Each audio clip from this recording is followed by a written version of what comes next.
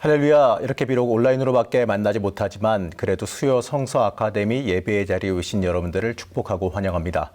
코로나로 인해서 힘든 시기를 보내지만 이 인내의 시간이 우리에게 소망과 열매로 다가올 줄로 믿습니다. 오늘 함께 보실 하나님의 말씀은 로마서 6장 1절에서 11절 말씀입니다. 제가 봉독해 드리겠습니다. 그런즉 우리가 무슨 말을 하리요? 은혜를 더하게 하려고 죄에 거하겠느냐? 그럴 수 없느니라. 죄에 대하여 죽은 우리가 어찌 그 가운데 더 살리요? 무릇 그리스도 예수와 합하여 세례를 받은 우리는 그의 죽으심과 합하여 세례를 받은 줄을 알지 못하느냐? 그러므로 우리가 그의 죽으심과 합하여 세례를 받음으로 그와 함께 장사되었나니 이는 아버지의 영광으로 말미암아 그리스도를 죽은 자 가운데서 살리심과 같이 우리로 또한 새 생명 가운데서 행하게 하려 함이라. 만일 우리가 그의 죽으심과 같은 모양으로 연합한 자가 되었으면 또한 그의 부활과 같은 모양으로 연합한 자도 되리라. 우리가 알거니와 우리의 옛사람이 예수와 함께 십자가에 못 박힌 것은 죄의 몸이 죽어 다시는 우리가 죄에게 종노릇하지 아니하려 함이니 이는 죽은 자가 죄에서 벗어나 의롭다 하심을 얻었음이라. 만일 우리가 그리스도와 함께 죽었으면 또한 그와 함께 살 줄을 믿노니 이는 그리스도께서 죽은 자 가운데서 살아나셨음에 다시 죽지 아니하시고 사망이 다시 그를 주장하지 못할 줄을 알미로라. 그가 죽으심은 죄에 대하여 단번에 죽으심이요 그가 살아계심은 하나님께 대하여 살아계심이니 이와 같이 너희도 너희 자신을 죄에 대하여는 죽은 자요 그리스도 예수 안에서 하나님께 대하여는 살아있는 자로 여길지어다. 아멘. 매주 수요일마다 생명에 대한 시리즈로 말씀을 진행하고 있습니다. 오늘 그 마지막 시간으로 참된 생명, 새 생명에 대해서 함께 나누어 보려고 합니다. 먼저 생명에 대한 사전적인 의미를 살펴보게 되면 생명은 유기체가 태어나서 죽을 때까지의 살아있는 상태를 의미합니다. 맞습니다. 이 살아있는 상태가 생명입니다. 그렇다면 살아있다고 해서 다 똑같은 가치를 지니고 있느냐에 대한 물음이 생깁니다. 물론 이 생명은 다 소중하고 함부로 여기지 말아야지요. 하지만 이것을 이 신앙적인 관점으로 놓고 보게 되면 약간은 다르게 생각할 수 있습니다. 다시 한번 생각해 봅시다. 이 그리스도인들에게 참된 생명이 무엇이겠습니까? 이 그리스도인들이 가장 가치 있게 이 살아있는 방법이 무엇이겠습니까? 그래서 이 참된 생명에 대해서 생각하다 보니까 오늘 함께 읽은 이 로마서 6장의 말씀이 떠올랐습니다. 이 로마서 6장은 우리가 이 살아있는 삶의 방향성을 정확하게 제시해 줍니다. 지금 내가 신앙인으로서 어떤 방향으로 살아가야 하는가에 대해서 명확하게 잘 알려주고 있습니다. 먼저 그 첫 번째로는요. 성도는 죄에서 해방되어 새 생명 가운데 거해야 됩니다. 바로 죄에서 해방되어 이 참된 생명으로 살아가는 성도에 대해서 말합니다. 자, 우리는 예수로 죽고 예수로 사는 사람들입니다. 자, 우리가 신앙생활을 하는 이유가 무엇입니까? 우리가 구원받기 때문입니다. 예수 그리스도의 십자가의 보혈로 인해서 우리의 죄가 씻어지고 하나님과의 막힌 담이 해결됨으로 우리가 구원받았습니다. 자, 이것이 우리가 믿는 믿음이요 신앙의 이유입니다. 십자가의 공로로 인해 우리의 신분이 변했습니다. 죄로 인해서 죽어 없어질 사람이 이제 십자가의 공로로 인해 의인이라 부름받았고 하나님의 자녀로 부름받았습니다. 자, 그렇다면 그 다음에 어떻게 살아갈 것이냐의 문제가 우리에게 다가옵니다. 자, 우리가 이 구원의 은총을 받고 변화된 것은 좋습니다. 문제는 그 이후에도 우리의 생명은 끝난 것이 아니라 계속해서 살아가야 한다는 것입니다. 이 구원받은 사람으로서 그 다음에 어떻게 하시겠습니까? 그냥 하나님께서 부르실 때까지 아무것도 안 하고 그냥 있기를 원하십니까? 세상은 여러분들을 그냥 놔두지 않습니다. 세상은 끊임없이 여러분을 구원에서 멀어지게 하기 위해서 유혹합니다.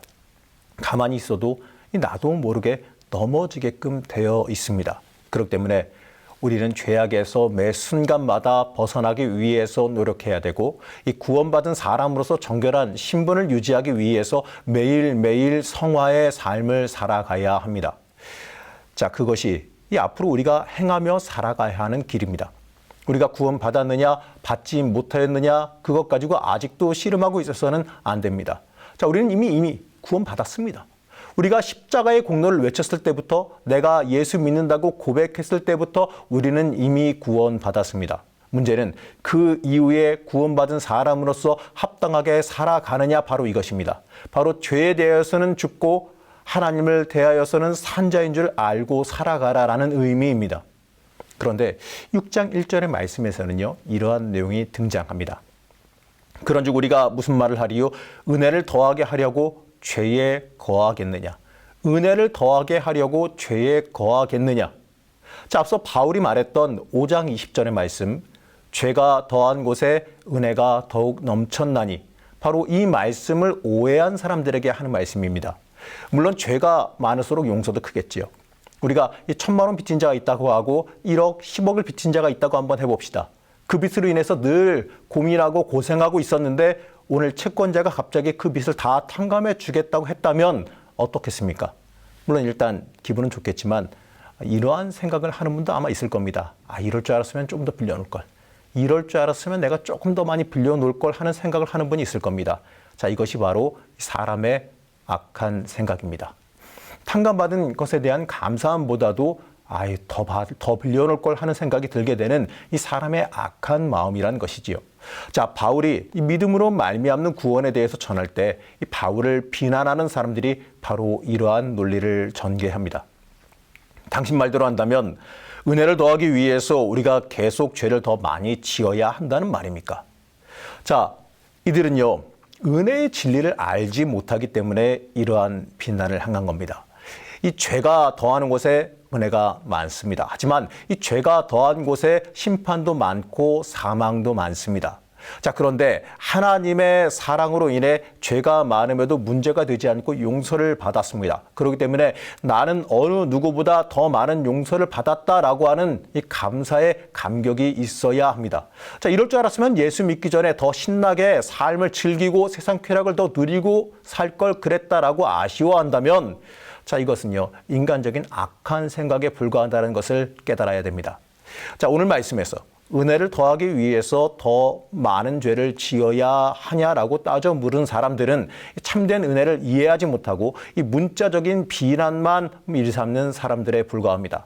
자, 이들에게 사도 바울은 명확하게 말씀합니다. 로마서 6장 2절의 말씀입니다. 그럴 수 없느니라. 죄에 대하여 죽은 우리가 어찌 그 가운데 더 살리요. 맞습니다.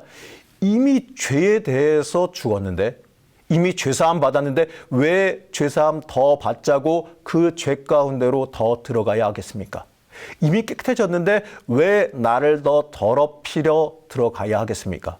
이 깨끗하게 하시는 은혜가 있겠지만 더 더러워지면 그만큼 깨끗해지는데 더 많은 과정이 있어야 함을 우리는 깨달아 알아야 합니다. 자, 은혜는 죄를 마음대로 더 지어도 용서해 주시겠다라는 것이 아니라 이제 더 이상 죄를 짓지 못하게 하는 능력입니다. 자, 우리가 그 은혜를 진정으로 체험하고 그 은혜 속에서 진정으로 살아간다면 더 이상 우리는요, 죄를 지을 수 없는 사람이 되어집니다.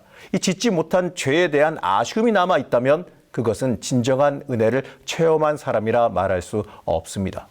자, 이제 사도 바울은요, 이어서 세례에 대해서 말합니다. 로마서 6장 4절의 말씀입니다. 우리가 그의 죽으심과 합하여 세례를 받음으로 그와 함께 장사되었나니 이는 아버지의 영광으로 말미암아 그리스도를 죽은 자 가운데서 살리심과 같이 우리로 또한 새 생명 가운데서 행하게 하려 함이라. 바울에 의하면요, 이 세례 받기 전까지는 예수님을 믿을 준비 과정입니다. 바로 예수를 믿는 구경과 같다라는 겁니다. 자, 예수님 믿는다는 것이 어떻게 믿는 것인지 살펴보는 것에 불과하다는 것입니다. 자, 우리가 살아가는 요즘엔 이 교회 다니다 보면 이 적당한 때 이 세례 받는 것이 그리 어려운 일이 아닐 겁니다. 하지만 이 사도 바울이 말씀 전하던 시대, 이 환난과 핍박이 강해지던 그 시대에는요, 이 세례는 굉장히 심각한 징표였습니다. 세례받은 사람들은 죽음을 무릅쓴 이 비밀 결사대와도 같았습니다. 예수님이 주인 되었기 때문에 예수를 위해서, 복음을 위해서 죽음도 불사하겠다라는 각오였고요. 실제로 많은 박해의 현장에서 순교도 기꺼이 감당했습니다. 자, 세례받는 것은 바로 이러한 의미입니다. 그리스도와 함께 죽는 것, 그리스도와 함께 사는 것입니다. 자, 로마서 6장 5절 말씀에서는 이렇게 말씀합니다. 만일 우리가 그의 죽으심과 같은 모양으로 연합한 자가 되었으면 또한 그의 부활과 같은 모양으로 연합한 자도 되리라. 사도 바울은 이 연합하다라는 말을 사용했지만 이 말은 함께 죽는다로 바꿔 말할 수도 있습니다. 4절에서 그 의미를 그와 함께 장사되었다라는 표현을 사용해서 표현합니다. 이 죽고 장사 지낸 것으로 끝나면 기독교가 아니지요. 기독교의 세례는요, 그리스도와 함께 죽고 장사 지낸 것을 넘어 그리스도와 함께 다시 산 것입니다. 이 세례는요, 그리스도와 함께 죽고 그리스도와 함께 다시 살아나는 것입니다. 로마서 6장 6절에서 7절은 이렇게 말씀합니다. 우리가 알거니와 우리의 옛사람이 예수와 함께 십자가에 못 박힌 것은 죄의 몸이 죽어 다시는 우리가 죄에게 종노릇하지 아니하려 함이니 이는 죽은 자가 죄에서 벗어나 의롭다 하심을 얻었습니다. 우리 성도님들에게 질문 하나 드려보겠습니다. 자, 여러분 세례 받으셨습니까? 아동 세례였던 유아 세례였던 상관없습니다. 여러분은 세례 받으셨습니까? 만약에 받으셨다면 다시 한번 질문하겠습니다. 성도님들은 죽었습니까? 살았습니까? 자, 여러분의 육신적인 생명을 물어보는 것은 물론 아닙니다. 영적인 상태를 물어보는 겁니다. 로마서를 받아 읽은 이 로마인들도요, 육체적으로는 다 살아 있었습니다. 예수님을 믿기 전에도 살아 있었고 믿은 후에도 살아 있었습니다.